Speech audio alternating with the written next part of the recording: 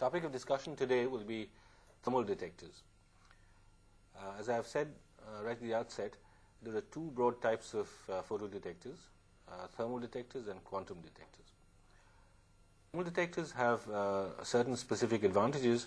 They're very broadband in nature. That means they can respond to wavelengths right from the UV to microwave, millimeter wave.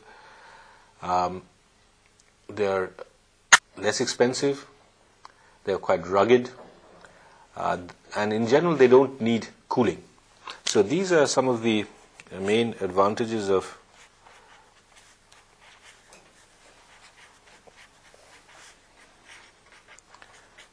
thermal detectors, which are somewhat complementary to quantum detectors. The advantages are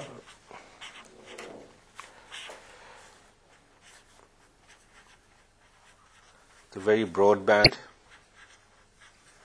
in their response, right from you can have even detectors responding to X-rays, but from UV to microwave. Because it is based on the heating effect, essentially, and all radiation, if suitably focused, can give rise to heating. Room temperature operation. The sensitivity, the detectivity does not increase, does not improve with cooling. So just room temperature operation is good enough. They are rather inexpensive and rugged. Based on dielectric materials, the fabrication is very simple, comparatively simple. It just requires thin film deposition techniques. It does not require molecular beam epitaxy or ion implantation or MOVP. So these are the broad advantages. The disadvantages, of course, must be borne in mind. Disadvantages is one, limited sensitivity or detectivity. As I'll show, the maximum is of the order of 1.8 10 to the power 10 in appropriate units, and they're relatively slow.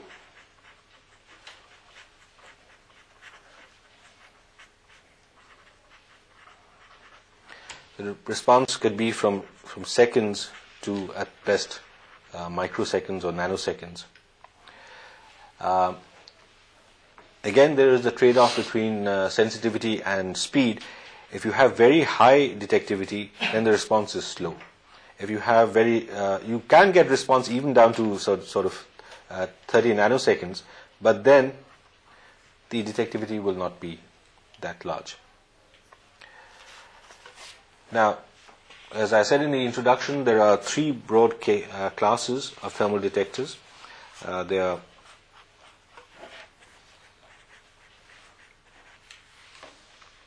thermocouples and thermopiles. Thermopiles are just a series combination of thermocouples to get higher voltage. There are bolometers and there are pyroelectric detectors. So in this lecture, I'll just broadly cover the principles and the characteristics of these. I won't go into too much detail about comparison of different materials and about the latest state of the art, etc. So let's talk about thermopiles and thermocouples. This is broadly based on well-known Seebeck effect.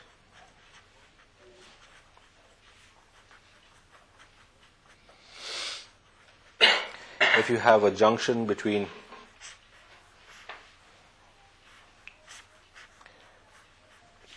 two materials, and if this is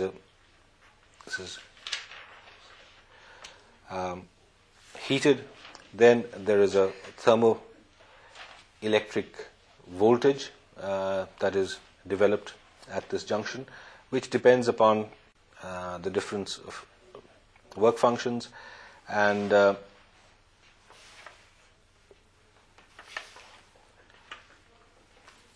in the case of photodetectors, obviously, what do you have? You have,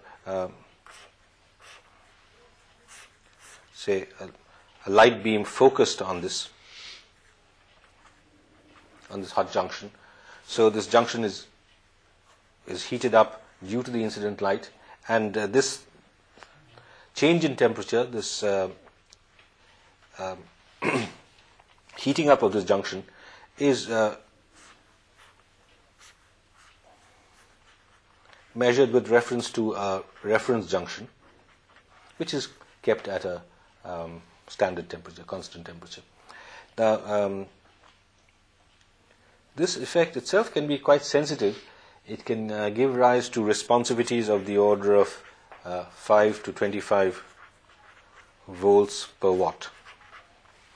As you know, in your simple experiments using thermocouples, the response is so many microvolts per microwatt. Okay, so many volts per watt means if you have a microwatt, you'll get microvolts. So okay, microvolts can be measured reasonably easily. If you have thermopiles, if you have a number of junctions, say you have 50 such junctions, then the responsivity will be increased accordingly. Okay. Seebeck effect was discovered in the 1800s by Seebeck, and what he used in those days were what are the materials that are used? They are usually semi-metals, bismuth and antimony. For thin film thermopiles, which are deposited on a insulating substrate, you use usually bismuth silver thermocouples. Both are fairly easily deposited, and for thin films, the responsivity is something of the order of much lower, 10 to the power 5, 10 to the power minus 4 volts per watt, but then the time constant can be very small. The time constant can be something as low as 15 nanoseconds. So what you gain in speed, you lose in responsivity. Okay? So these bismuth silver thermopiles are often used even in satellites or for thermal imaging, because it can plot the variation of temperature over a large area, and these are fairly easy to make. One other application I may mention is that for thermoelectric power generators,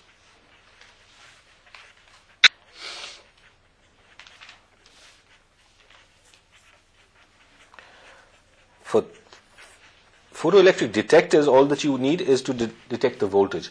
But if you want power generators, you want current as well as voltage. Okay, so if you have one hot junction, one cold junction, you can get generation of electricity, conversion of heat to electricity. And in this case, the materials that are used are materials like bismuth telluride, low band gap semiconductors like bismuth telluride, lead telluride, etc.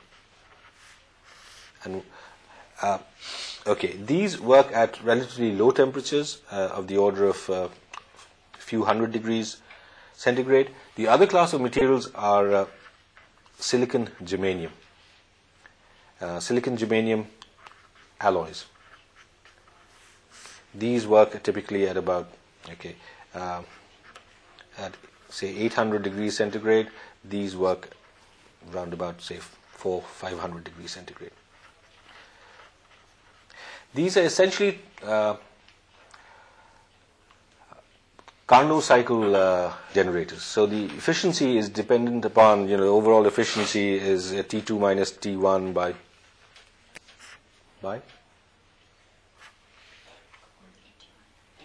T1, right? Okay, so if you operate at higher temperature, then you can get overall higher efficiency. Okay, this is the limit of the efficiencies.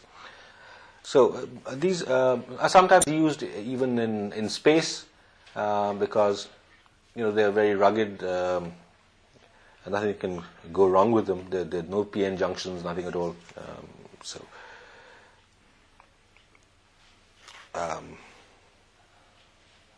These have been there for a long time. Now, in evaluating these materials, what is the figure of merit? How do you compare one set of materials with another? Here, the figure of merit, M, is interesting. It depends upon the thermoelectric power or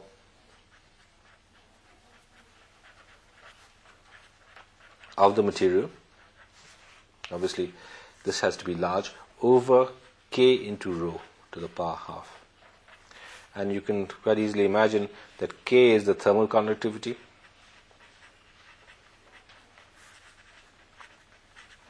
and rho is the resistivity.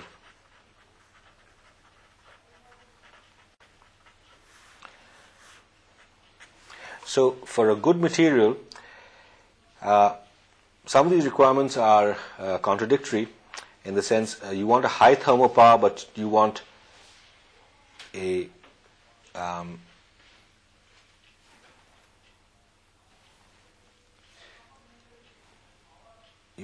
thermal conductivity should be also low, right? Thermal conductivity should be low. So a metal may have resistivity should also be low, right? So a metal, the resistivity will be low, but the thermal conductivity will be high. Okay, so that's why. And what is the thermal conductivity? The total thermal conductivity K effective has two parts: the lattice part and the electronic part. Okay, one is due to phonons and one is due to electrons. And one can understand that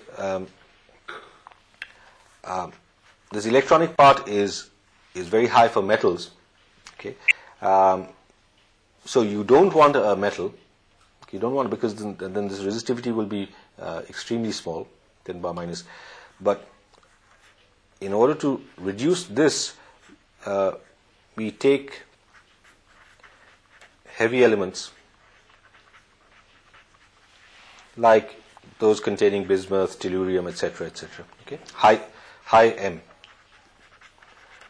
Okay, because then we know that the amplitude of the lattice vibrations is small. Materials with bismuth and tellurium have a very low thermal conductivity. Okay. Right. Now, this is for a particular material, so you want a high value of S and low values of K and rho. Suppose you make a junction, then figure of merit of a junction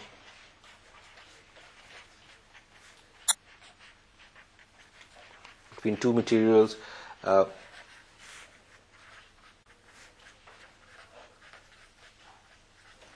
is, as expected, it is just S1 minus S2 over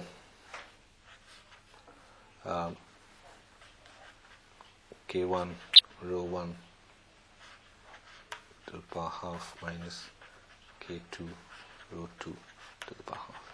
Okay. What about the noise? The noise may limit the performance. Noise, voltage EJ bar squared, the average is, these are resistors essentially, so 4 kTRB, Johnson noise. This is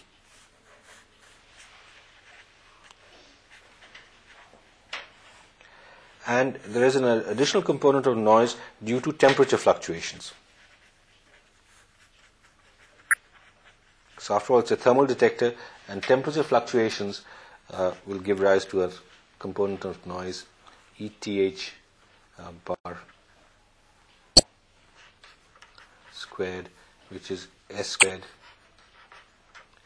S into delta T is the thermal voltage, so S squared into delta T squared average. So often this is the determining factor. This is more than this. Suppose you have a small bandwidth or low resistance, then this temperature noise due to temperature fluctuations is much more than Johnson noise. These are very traditional classical devices, but it's interesting to find out what is the minimum detectable power in these. This is 4k R to the power half, B to the power half, just this noise, over E. E is the EMF generated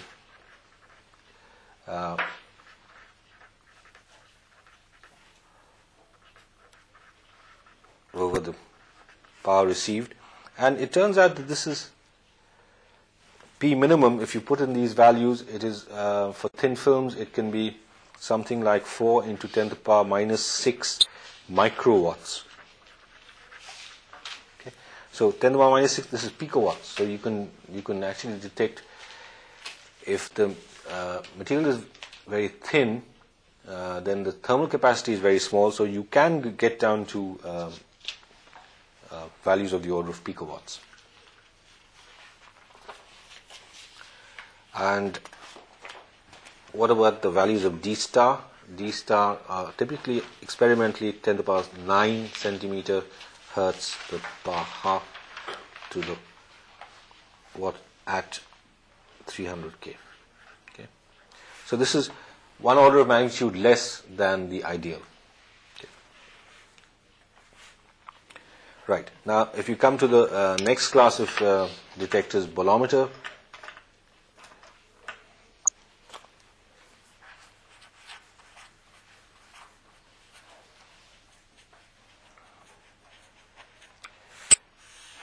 Principle of this is that these are detectors in which there is a change of R,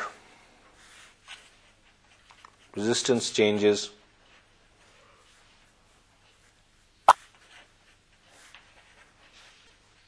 with temperature.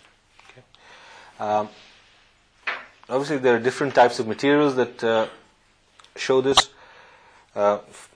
Firstly, you can have metal bolometers,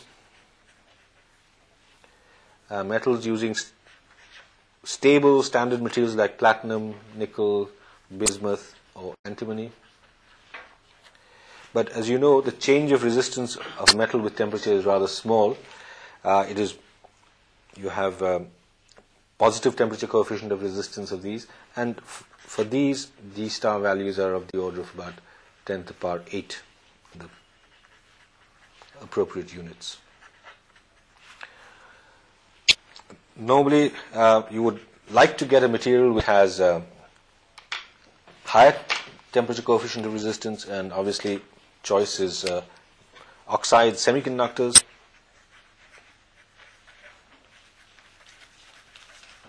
And these were chosen empirically a long time before the theory of semiconductors was known.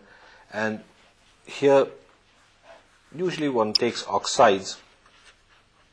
These are polycrystalline beads of things like cobalt, manganese, nickel, etc., etc. With this, one can get D star of the order of about 2 10 to the power 8.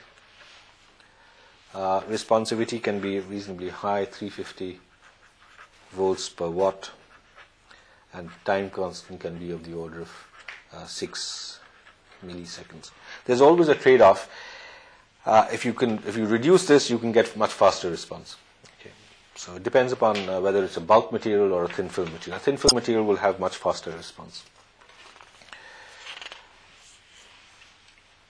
These are the bolometers that are materials that are used in thin bead form, inserted in a glass. Okay, and you have two wires coming out. Typically, you have a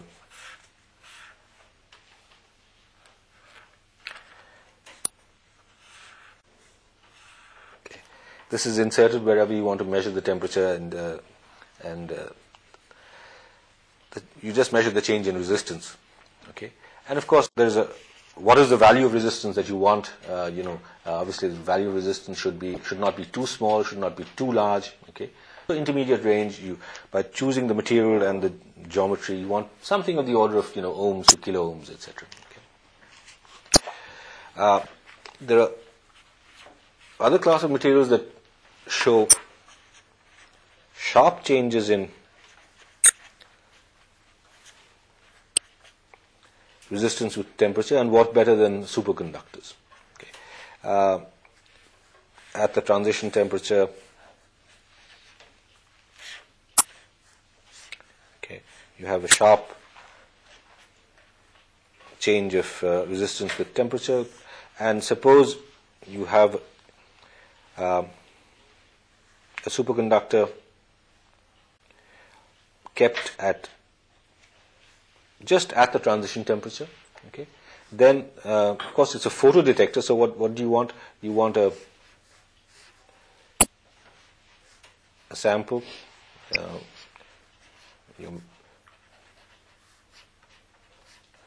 And obviously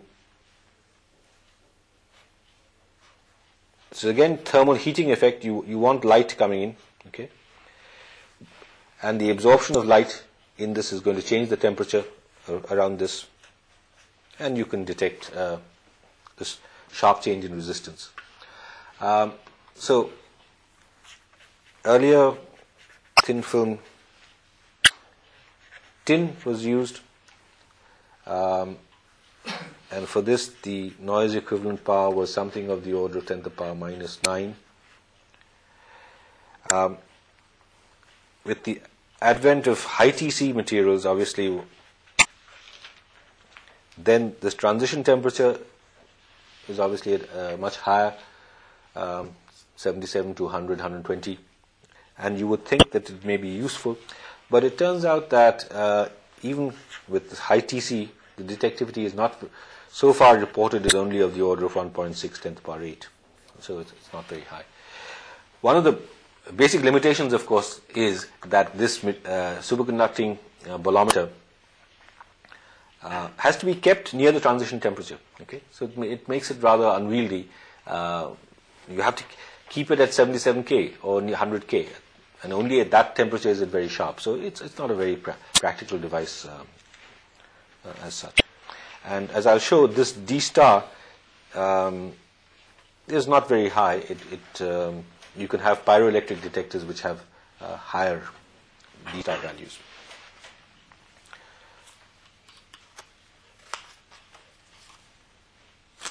Okay, so let's come to the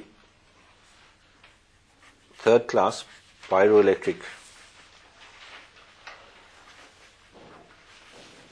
detectors. These have been extensively used for infrared detection, for detecting very sharp laser pulses, even nanoseconds. But again, there's a trade-off. If you want a very fast detector, then the responsivity is low. Since you are students of material science, it may be interesting to look at the materials aspect. Pyroelectric detectors depend upon materials which have belong to the non-centrosymmetric crystal classes.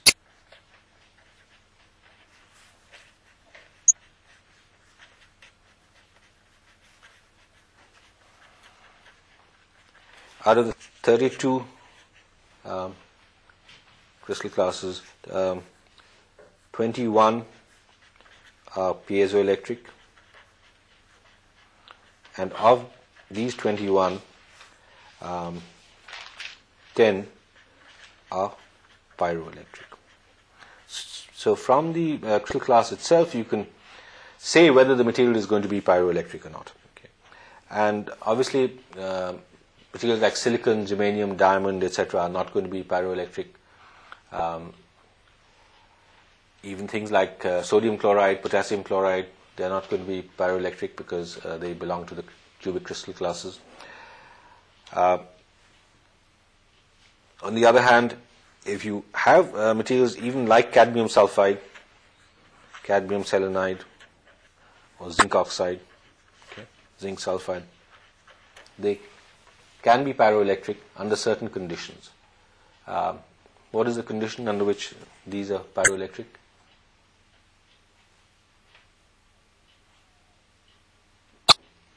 I've already given the clue that they must belong to the right crystal classes, okay, non-centrosymmetric, right? So what does it mean?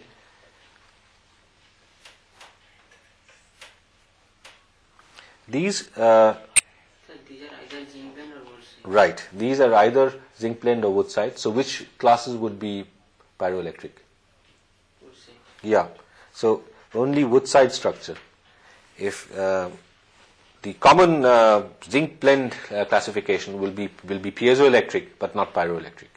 Whereas if you take woodside, and zinc oxide is primarily woodside, okay, it's not zinc blende.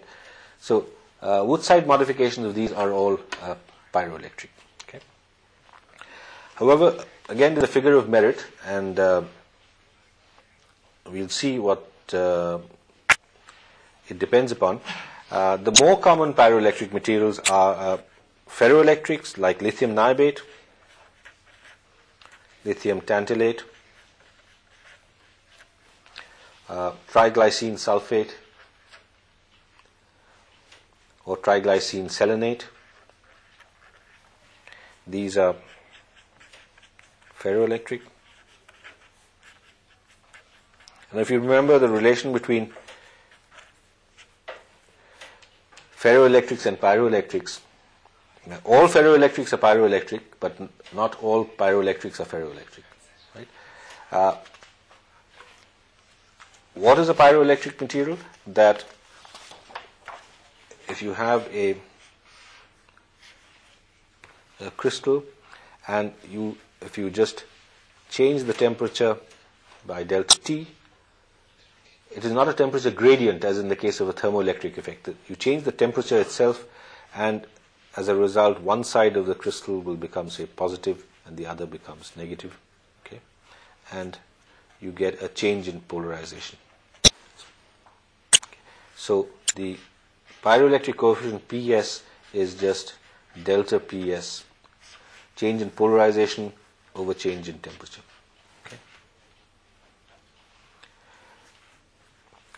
Okay, now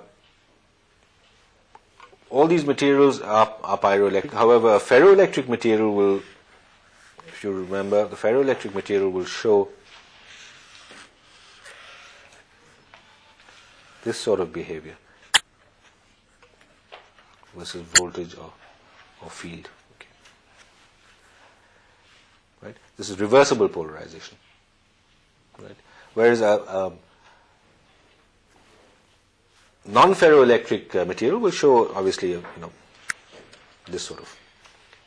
So all this is for ferro and this is for pyro. So what is the basic principle of this? That if you have light falling on this material to heat up the sample. Pyro change with temperature. Yeah. And ferro with electric field. Yeah, but ferro will also change with temperature. Okay. Ferro will also change. Ferroelectric materials, all ferros are pyro, okay, but not all pyros are ferro. The examples are, cadmium sulfide, cadmium selenide, zinc oxide, zinc sulfide, etc. They're pyroelectric, but they're not ferroelectric. You cannot reverse the spontaneous polarization with the applied field. That is due to the internal field. It's like a coercive effect. The field required to reverse the polarization is quite large for pyroelectric materials. Okay. So if you do the experiment and if you there's no junction, there is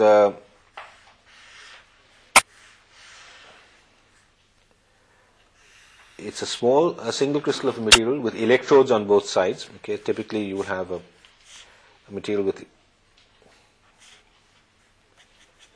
electrodes on both sides. Okay, and this could be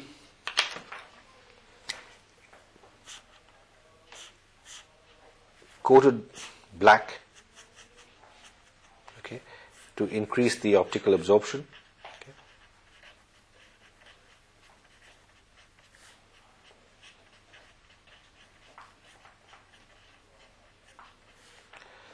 Okay. And when the light is incident, light or for that matter any radiation is incident on this. Okay. Suppose light is incident on that, the temperature rises. Okay. Suppose the light intensity goes like that as a function of time. Okay. What is the pyroelectric signal going to be like? The pyroelectric, okay, this is say intensity. Okay.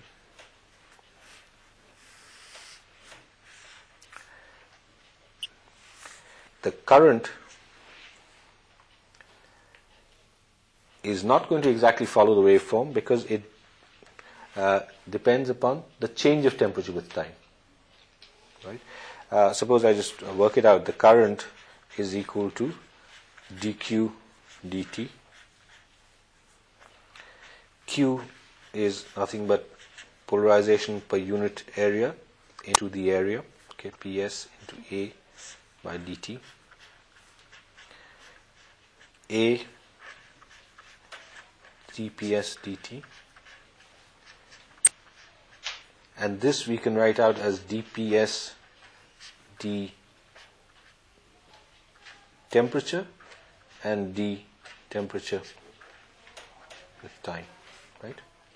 So I is A, and this we've defined as the pyroelectric coefficient PS into dt dt, right?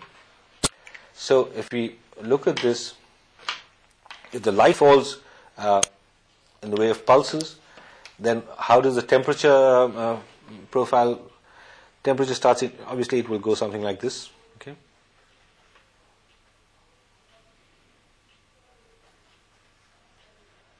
It's a thermal detector, so it depends upon the specific heat, the thermal time constant, etc.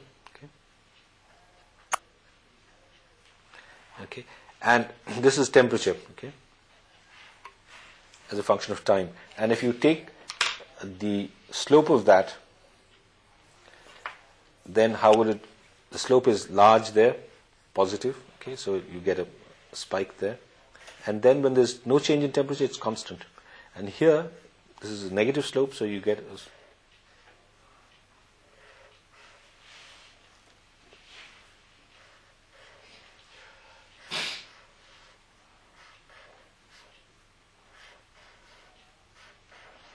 okay, so the output current is differentiated with respect to the input light pulse. Is that clear? Because the response is proportional to rate of change of temperature with respect to time. So, for example, suppose you have so how do you get this pulse? You have to have a chopper. Okay?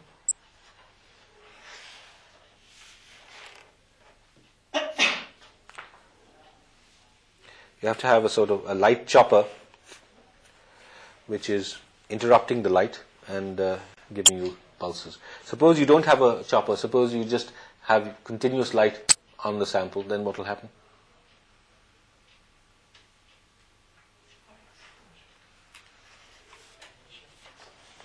Suppose you have the light incident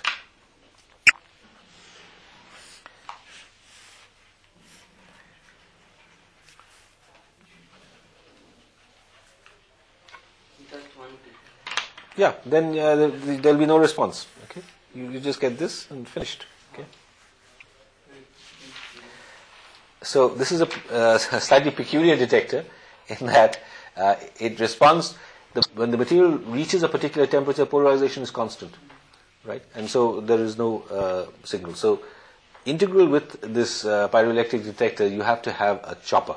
You have to have a chopper to give you pulses of light. Okay. Now, what is the figure of merit of just as in the case of the thermoelectric materials, you can define a figure of merit, F, say, and obviously it will be proportional to PS. The higher the pyroelectric coefficient, the higher the figure of merit. And since it's a thermal detector, again, in the denominator, you want the thermal conductivity K, Cp, specific heat, and the relative dielectric constant. So K is the thermal conductivity,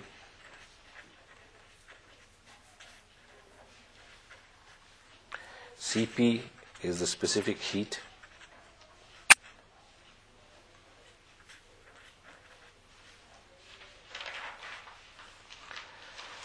thermal conductivity should be small because after all, suppose you have metal electrodes here. Okay, so the material should heat up with a little bit of light. It should heat up quite fast. Okay, the thermal constant should be Cp, specific heat, should be small. So again, a small amount of light should be able to raise the temperature. Okay, and since it behaves like a capacitor, okay, epsilon S should also be, epsilon is the dielectric relative dielectric constant,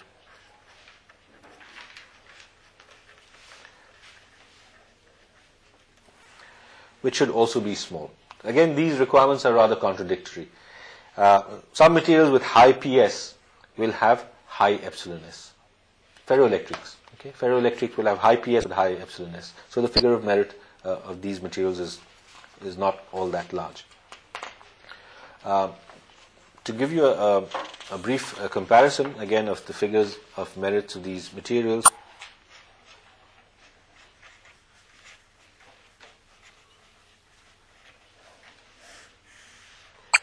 remember, these have to be single crystalline in nature.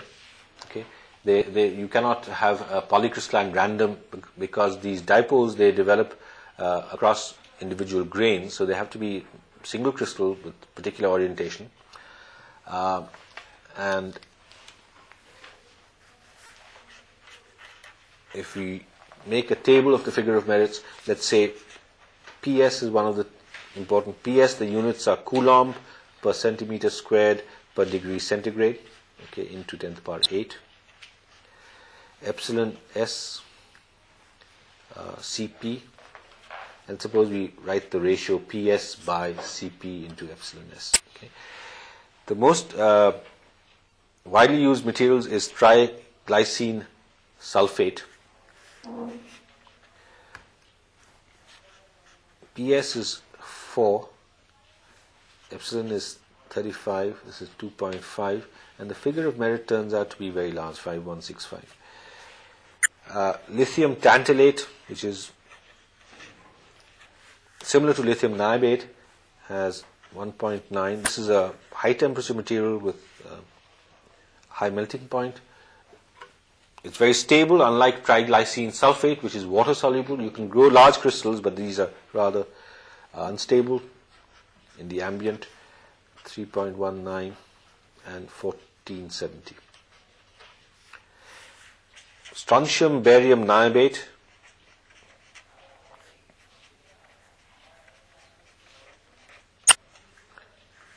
with X equal to 0.5. This is called SBN for short.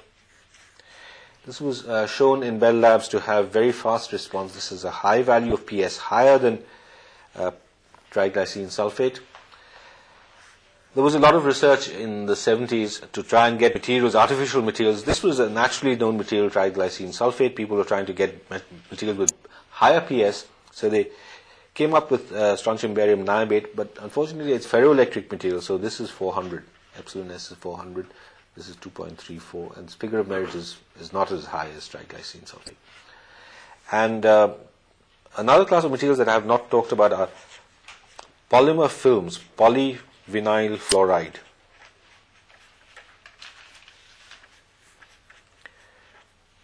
These are available in form of thin transparent films. PS is rather small,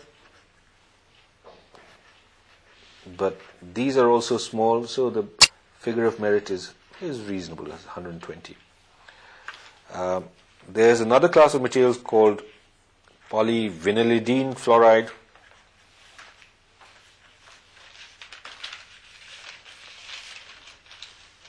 These are available in form of thin sheets, thin polymer sheets. And so they can be used for large area. If you want to have a map, a thermal map, then you can use these. But the best so far is still triglycine sulfate, which has the highest figure of merit.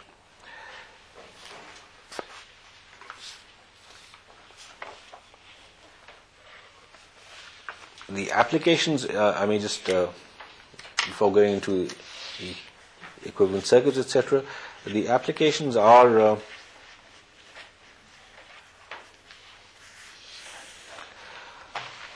obviously wide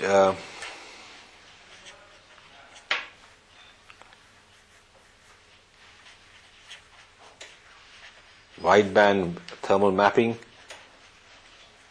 Irrespective of the source of heat, the spectrum, you can get temperature change and you can measure it. These pyroelectric detectors have incidentally been used in things like in Vidicons, in satellites.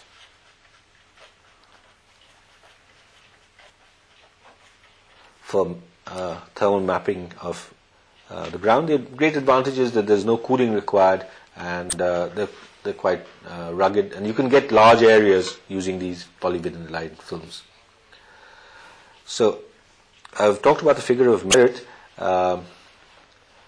These are thermal devices, okay, thermal detectors.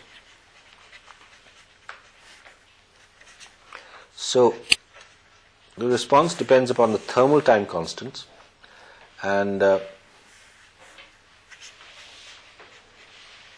if we just look at what are the determining factors, the thermal relaxation frequency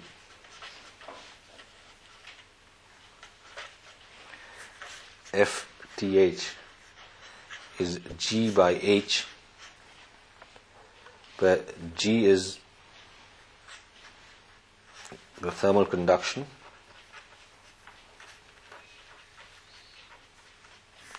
and this is the heat capacity. So if you want very high FTH, the heat capacity should be very small. In order to make the heat capacity small, what you need a very tiny device, very small device, so that it can respond very fast to changes in temperature. Okay. So for F greater than FTH, the responsivity is given by I by W, which is PS by rho Cp into D, where D is the thickness of the crystal.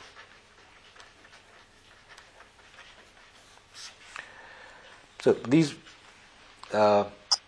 properties are well known, so one can actually calculate the response.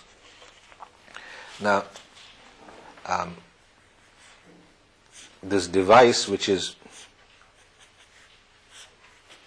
a dielectric, okay, pyroelectric or a dielectric coated with a metal, it is nothing but a capacitor. Okay, so obviously the equivalent circuit of this is something like this. It has a capacitor. It's a capacitor. The loss, it should be an insulator. Okay, because charges are building up here, positive and negative, okay, and you cannot use a low band gap material, because what happens if charges build up on the surface, if there are electrons and holes, they will just neutralize it, okay. So it cannot be a semiconductor, it has to be a dielectric. It should not be an ionic conductor either. So the equivalent circuit of this is an RS should be very large. You have a current generator, constant current. This is the constant current generator is represents what happens due to change of temperature. Current is, and this couples to whatever the load resistance is.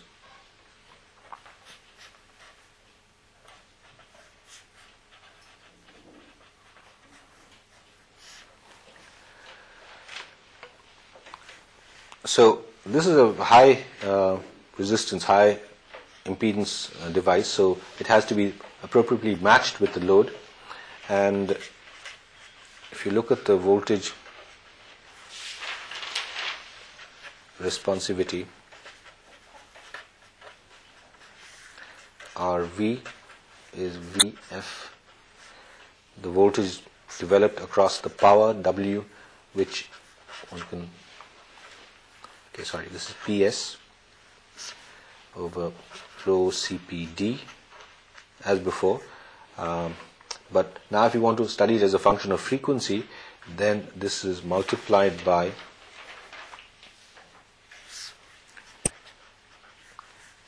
typical response of an RC circuit, 1 plus 2 pi RL CL squared to the power half.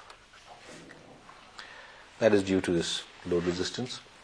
The noise equivalent power of this thermal device is 4 kT squared GRA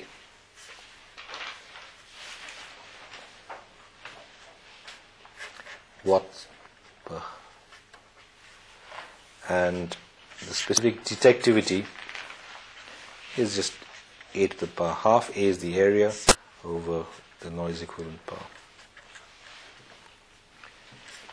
into 4 kT squared dr to the power, where gr is representing this, I think, well, this is 1 by gr. Okay. So that in a nutshell sums up the 3 important types of detectors. To give you a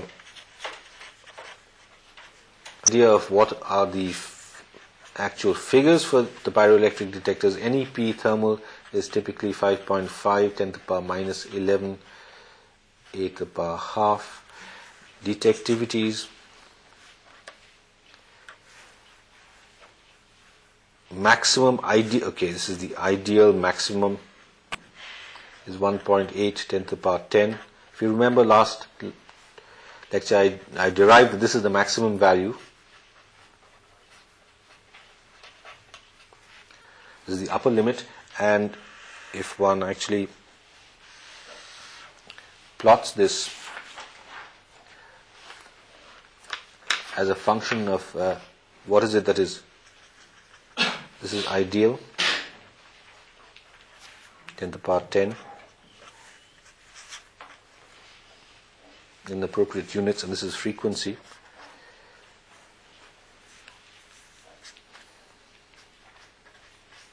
This being a thermal detector, the response is due to heating and cooling.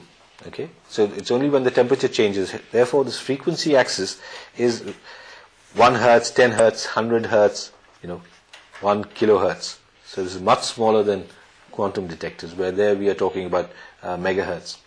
And if you look at this as a function of different materials, typically we find that for TGS is the best. This is, say, going from 10 to the power 7.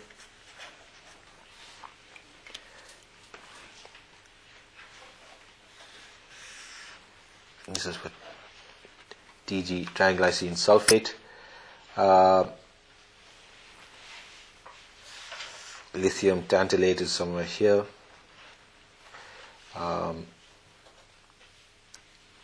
Doped SBN is somewhere here. And polyvinyl polymer films